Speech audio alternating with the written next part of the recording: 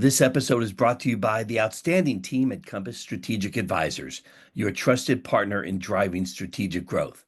Whether it's expanding into new territories, launching products, rebranding, or hiring key staff and board members, they offer expert guidance every step of the way. With a versatile approach and a proven track record, Compass is the go-to resource for both startups and established companies looking to scale with confidence. Show some support for this podcast by sharing this appreciation and checking out their website at www.compass-strategic-advisors.com. Okay, we are back. I'm so glad to welcome David Politis, the founder at Not Another CEO. That's a fun name of a company. Obviously, a serial entrepreneur with a fantastic backstory and a great going forward story. David, welcome to Liftoff with Keith. I'm really excited to be here. Thank you for having me. You know, it's a pleasure. Obviously, I'm familiar with BetterCloud's, so that caught my eye. And then I saw you were competing head on with me in the podcast business. Kidding, of course, but we're both enjoying the podcasting world, the media stuff. But, you know, as a CEO of BetterCloud, you were right in the middle of, you know, the SaaS maelstrom and all great stuff. And you had a few other exited companies. But what I find really fascinating, David, is your backstory, how it all got started. I mean, it started in a crazy thunderstorm. So give us a little backstory, and then let's get into what's going on now. Yeah. I'm going to go to the beginning, you know, and just give you the very beginning of the story, which I grew up around my father, who's an entrepreneur, came to the country from Greece with nothing and worked in restaurants, then real estate, then international finance. Anyway, growing up, the way we spent time together was at work. So he would have me come to his office. He would take me on trips. We'd go to he was developing in Harlem on 125th Street. He was developing brownstones and he would have me go with him. I went to China and Russia and Nigeria and all over the world where he was doing work. And that was like my indoctrination, you know, into business at literally the age of, I think the first thing I can remember is about 8 years old. When I got to college, I tell people this all the time, he BCC'd me on every email that he sent, literally. Like, so that's how I grew up, was like, this is what I want to be. I want to be an entrepreneur. And when I came out of school, I started at a company as a marketing assistant, a company in Atlanta. And it was a international virtual number business. It was basically reverse calling card is the best way to describe it, and using voice over IP. I was the marketing assistant, 15, 16 person company. And over the course of about 6 months, my first job out of undergrad, in the course of 6 months, everyone at the company got fired except for me and an engineer, just the two of us. Yeah. And the founder said, Dave, you'll be the CEO and he'll be the CTO. Just the two of us. He's in an office, you know, an office is for 16 people. And then each of us had our own private space, you know, our own office. And, so anyway, that's how I started my career. And I learned so much. I mean, that was the biggest gift that I could have gotten in the early part of my career, because I learned a lot, both how to do things and also how not to do things. Yeah, thrown into the deep end of the pool, and here we go. Right away. Like really, I remember one of the first days, because no one was left at the company. I was picking up the phone as like the sales calls, and someone would ask for finance, and I literally be like, hold on, and I would pick up the phone and be like, it's the finance department. I think I've seen that skit somewhere. That I was doing that, you know. So anyway, that's how I got started. And then that company did really well and ended up getting to almost at the end, it got to almost 50, 60 million of revenue. It was acquired by Vonage. Vonage pivoted around that company. It became a cloud PBX business. And that business, Vonage, actually just got acquired by Ericsson for $7 billion for their B2B kind of offering. I knew them in the very early days. Yeah. So that was my first experience. And then I went to a company called Cloud Sherpas, which was the first ever cloud consulting company. It was Google Cloud's first partner, and helped them build that business. It was very small when I got there. My first experience was services. And then that business was acquired by Accenture, and it became their cloud computing division. And then I started BetterCloud about 13 years ago. And BetterCloud, you know, really evolved from I would say like a little tool to fill the gaps around the Google admin console, the Google Apps admin console for IT people.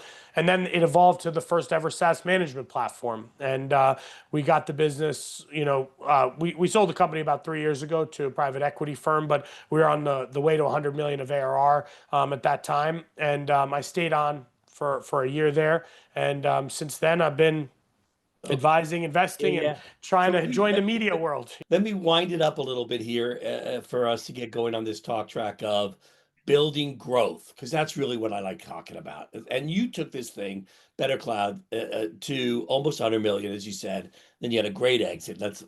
But you also raised a bunch of money. But what was it like, David, to get to 1 million in ARR? How hard was that? What was the lucky, you know, tweak, turn, tactic that you used?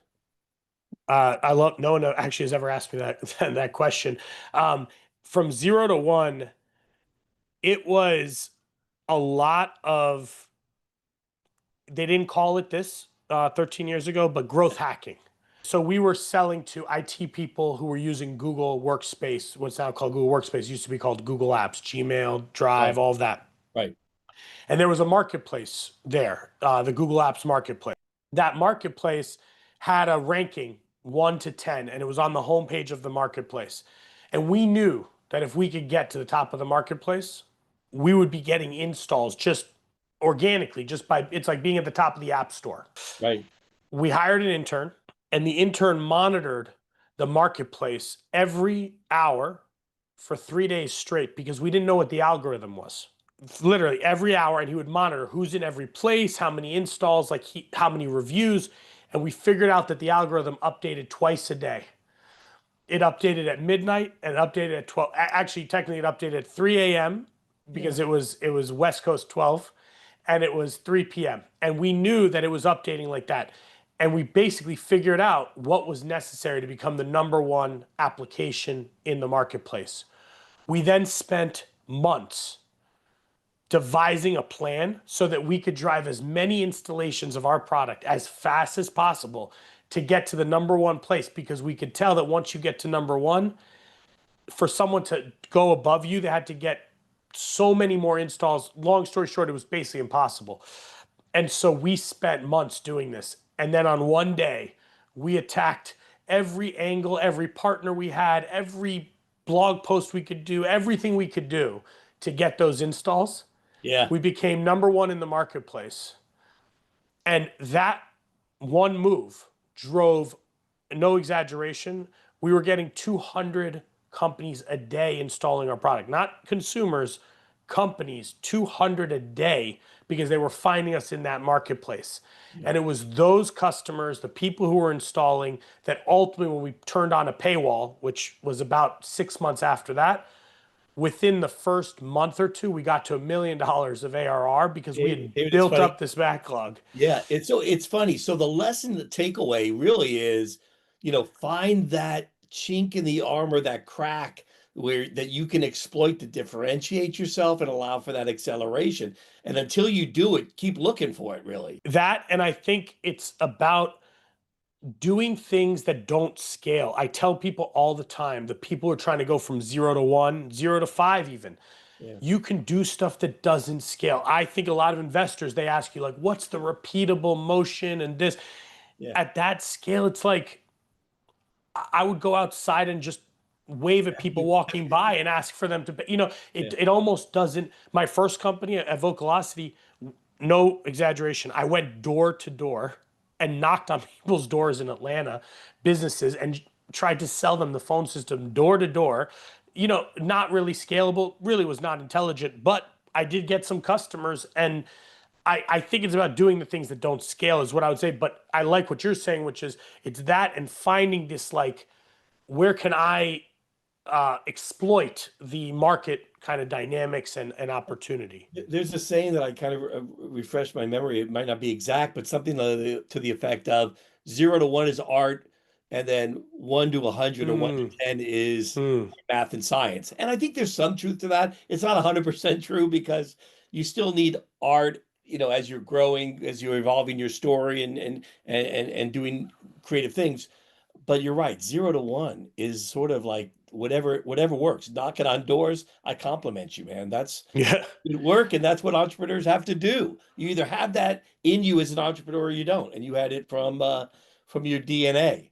Yeah, I think so. I think watching my dad make stuff up as he went along, not knowing what he was selling, not, just making it up. I think that was kind of part of it. But I will say it's hard. It's hard to do that, especially when we're so used to all the tools that exist and all the email automation and this and and in reality, I think that quote is good. Like the art, the stuff that doesn't scale, whatever is necessary in that 0 to 1, it's I think that a lot is possible when you do that. And I think a lot of founders are not willing, frankly, or not comfortable. Let me say not Yeah. willing. They're not comfortable doing that, Yeah. in the beginning. So the follow-up to that is a bit of a sidebar. I was just at SaaStr out here in California. It was a lovely weather. We would have loved to have had you out here, David. No Um, one invited me, so you were yeah. big. You're a part of the SaaStr world for sure. It's funny. This year it was like AI stir.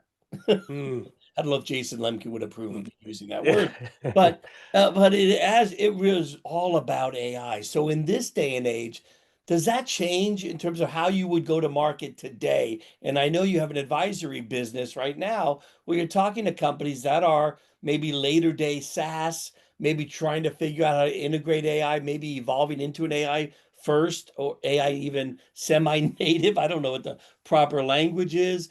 But it was pretty declarative in terms of the energy out there and the focus all being on AI. So as you're Mm. dealing with companies today and talking to them about their growth plans and helping them scale to 100 million, what are you advising them on growth strategy? Yeah, I think that AI is um, obviously, I was actually just working with one of the companies on deploying Clay, and you look at something like Clay, and it feels like the early days of outreach or the one I used to use, Sales Loft, where you had the email automation. And if you go even further back, it reminds me of the days when Marketo came Yeah. about.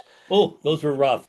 But those were to do marketing automation, the way Marketo allowed you to do marketing automation, A lot that of was rules. mine at that time. It was like, I can customize an email and send it to these people. And if they click on this, like that was amazing. And Yeah. if you go to Outreach and Sales Loft, those companies now enabled the salespeople to do that work and automate it, and it was a really big thing. Now you look at a lot of the AI tools and what you can do in terms of prospecting, what you can do in terms of understanding, like who is in the market, how just doing discovery on prospects, especially if you're selling like a good size ASP product, that work could take, I mean, if I did that by hand, that could take to do it right a couple of hours, to do it right. You can use AI now to do that kind of research in a matter of seconds, minutes. And so I think there's things like that that are really powerful that you can use. My opinion is that if you go all AI for go to market, like you literally just let AI do the work, you end up getting what I'm sure you get, and I get literally daily in LinkedIn, which is, hey Dave, for your 2-person podcast company, can I sell you cybersecurity solutions? Is there any targeting? Like someone the other day Yeah. tried to sell me literally a full like implementation service for Salesforce. We're a 2-person podcast company. Like no one's doing the research because they're Exactly. AIing everything. So Yeah. my answer to you is I think it's super powerful, but I don't think using it for everything and just letting it do the work. I think that's actually starting to hurt companies instead of So help so put a companies. human in the middle of A the human in the loop is what I would say. at least. And then if you're building that company today, I mean, you are as a two-person, but let's take the other example. Let's take Better Cloud. Yeah.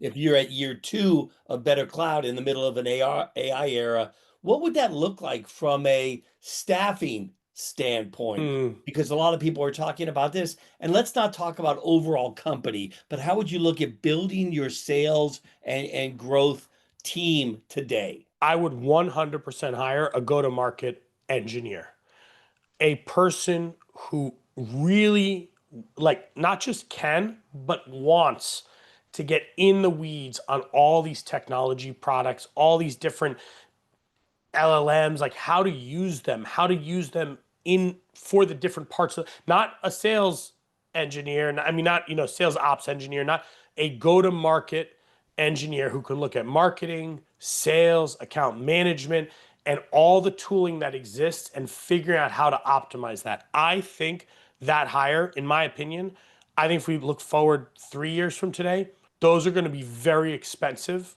and pretty much required hires. I think for The only any thing I scaling disagree go-to-market with hire. is I don't think we have to wait 3 years. Yeah, no, yeah, I I guess think it's gonna that's a be good point. That's actually a very valid point. I should have said So three what is months. what do you surround that AI engineer with? Is it more traditional marketing or some more agents or what? Look, well, this is so the companies that I see using AI and go to market the best way. This is interesting. The best companies that I either work with or have exposure to, the CEOs are engineers themselves, Yeah. and they are the ones in these early stage companies setting up. They are engineers. They're setting up the tooling, and when you talk to them, they say, "I've never done sales. I've never done marketing, but I understand how I can use these tools." And honestly, it's amazing what they're doing. So I think you need the go-to-market engineer with the go-to-market strategy minds. I think you need in my opinion, you need that creative marketer who's thinking to themselves, how do I target this very specific ICP? What content do I have to get? What mode, like what channel should I go through? Who should I be sending from? A big one right now is people just going straight to using their CEO's accounts on LinkedIn to do the outreach, not even using the AEs or the SDRs, just automating the CEO outreach on LinkedIn. But that you have to have someone who's that creative thinker, but they don't have to be the implementer because that go-to-market engineer will do that work. Yeah. Does that kind of make No, sense? no, no. That sounds correct to me as well. I'm still fascinated too by how you're sort of putting the puzzle pieces together as we go here, because we don't have time to like sit and watch and make hypotheses on a blackboard. I think it has to be in motion, in public, in a cross-functional way, sharing with people. Here's where we're going. Get on board. If it's broken, we're going to fix it and keep going. Yeah, you know, the companies that are not implementing AI are the ones that are doing what they're taking all this time to do the whiteboard and think about maybe if we do this and we put in this tool. And the ones that are really embracing it, they're just going and saying, look, I'm going to do my next campaign Yeah. using AI something, right? I had one company, they said, we're going to implement AI auto dialer, basically.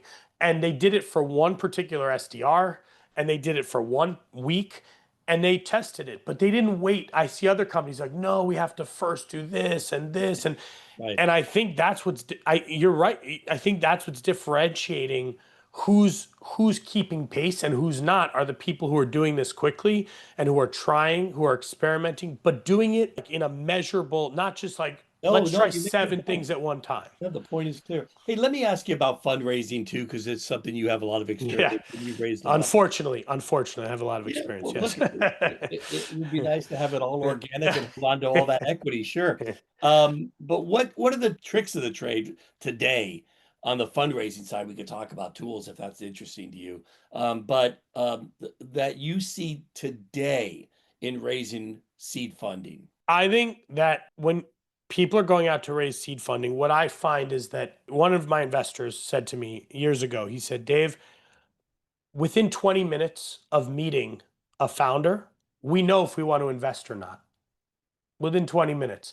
We then spend the next month or 2 months validating that we should invest, but we know very Validating. I have quickly. other words for that, but yeah, Yeah, okay, we'll use yeah, validating.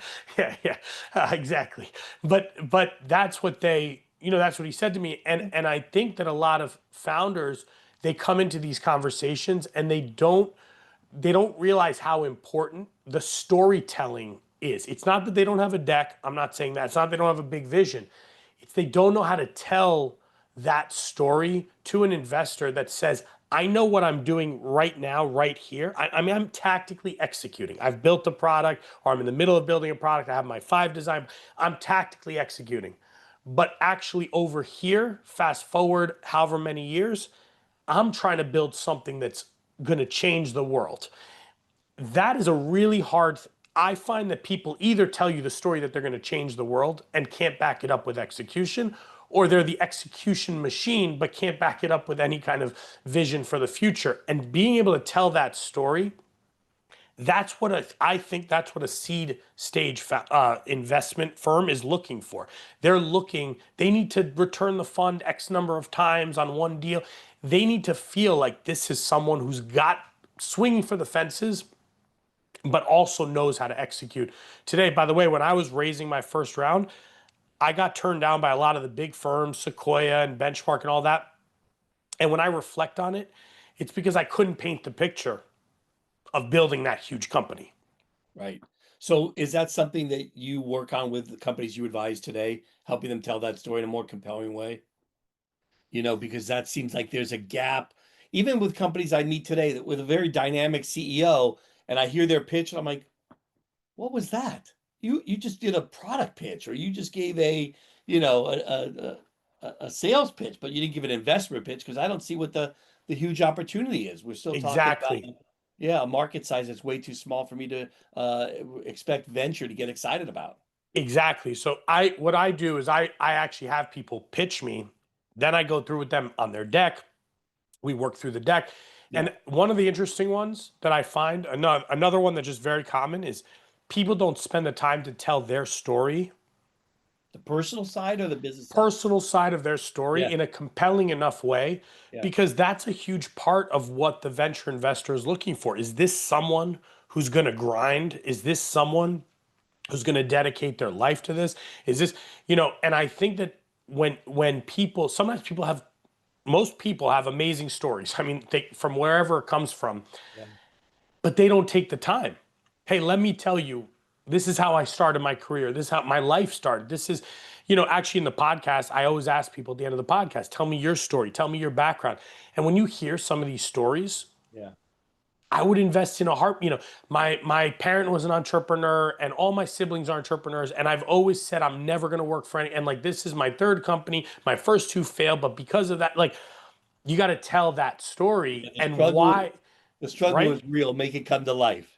I think so. And then tell them, why is that story relevant to what you're building? And so all of this is like part of the, I would say, art of actually storytelling Yeah. and getting investors excited. And then the other piece I'll say is, I think that investors want to be, everyone wants their ego stroked, but investors, they want you to say, like, they want you to listen to them. They want you to hear their suggestions, their ideas, and I think a lot of founders, this is me in the early days, I would get locked up when someone would give me like, Dave, we don't like this. I'm like, what do you know? This is how I was thinking in my head, Yeah. versus saying thank you, taking down a note, like physically, I tell CEOs, write it on a piece of paper so they can see that you're doing it, contemplate it. You don't have to answer on the spot. And then when you email them the follow up, say, it was great talking about, thank you for suggestion X, Y, and Z. I've talked to my co founders about it. I'm not sure, or I am sure, whatever it is. Yeah. They're like, am I going to be talking to a wall? Like, is this person going to want to work with me? So there's all these like elements that when you're doing it the first time, you don't really understand the game, I guess I would say, Yeah. and over time you start to understand some of these dynamics. Yeah, David, that's great. Hey, and before we wrap up, let me talk media with you. The world of podcasting, how's it treating you so far? I certainly will promote not another CEO to my listeners, but how's it going so far? You know, I started this as just like a fun project, Yeah. and people told me, Dave, you won't get past 10 episodes. I'm at 50, I'm almost exactly at a year of every week on Tuesday releasing an episode. It was really hard for me in the beginning to interview versus being interviewed. That was a very, um, I don't know. I don't think I was very good at it. I really had to work on that skill of how to ask the right question. Even how to keep the guest on track, like all of the stuff that you're very good at. That kind of that was a lot for me to pick up and figure out. And it was also in the beginning hard to say, like, is anyone listening to the, no one's really like listening. And the last 2 months has been a real kind of shift. We've gotten just I don't know why, a lot more listeners. I think maybe the Substack, the Substack we started, and we have, I think, 5,000 subscribers, not, 20,000, but you can see that when you start owning the audience, you really can drive a lot more engagement. And that has been, the last 2 months has been, I feel like I'm getting comfortable. I feel Yeah. like I'm No, getting the right stories, you're doing a great job, and you're also showing your passion for the topics, the subjects, the guest. A real emotional connection, and the audience appreciates that. It's not you going through the motions. You're doing this as a passion. Yeah, exactly. Exactly. So it's been fun. I'm learning, I'm learning, but it's something I've never done before. So I'm like, I'm enjoying the journey. And I hope, it's so crowded out there with so many, so many podcasts, so much information. And my hope is just like that people listen. When I get one text message from one episode and someone says, Dave, I listened to that and that like made me, I show it to my wife, I show it to my kids, literally. I'm like, this person listened and they did this thing, and like, so for now, that's what I'm enjoying. If I can give you any advice, it's keep having fun with it. It makes it go by a lot faster. The other parts will share other ideas and other ways to make it successful, whether it's toward the consulting side of your business, or you reaching huge audiences, or you go on the next Shark Tank. Who knows? Yeah, yeah. But thanks for joining. I really appreciate it. It was great, Thank you. great catching up. You're on a fantastic role. If I can be of any other service, please let me know. Thank you so much. Thank you for having me. We'll do it again.